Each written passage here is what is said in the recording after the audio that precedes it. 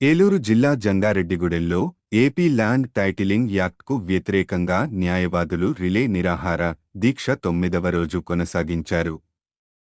మంగళవారం స్థానిక bar association ఆధ్వర్యంలో న్యాయవాదులు టిఎస్ఎన్ మూర్తి, నిమ్మగడ్డ రాంబాబు, మానికల సూరిబాబు, చేను కోటేశ్వరరావు, కాపదాసు వెంకటేశ్వరరావు, మోడిపల్లి నాగులు, బలుసు శ్రీనివాసరావు, జువ్వల బాపూజీ, రాము, రామలక్ష్మి న్యాయవాదులు దీక్షలో కూర్చున్నారు. పట్టణ, మండల టీడీపీ శ్రేణులతో నియోజకవర్గ నాయకులు బొమ్మాజీ అనిల్, రాష్ట్ర కార్యదర్శి డాక్టర్ శ్యాంసుందర్ శేషు, మండల అధ్యక్షులు సాయిల సత్యనారాయణ న్యాయవాదులు చేపట్టిన దీక్షకు సంఘీభావం తెలిపారు. టీడీపీ పట్టణ సెక్రటరీ తూటికుంటరాము, పెనుమత్తి రామకుమార్, రామలింగేశ్వరరావు, నంబూరిరాజు, కొండ్రెడ్డి కిషోర్, చిట్రోజు తాతాజీ, బొబ్బర రాజ్పాల్ బాబీ, పాకనాటి సురేష్, పగడం సౌభాగ్యవతి పాల్గొన్నారు.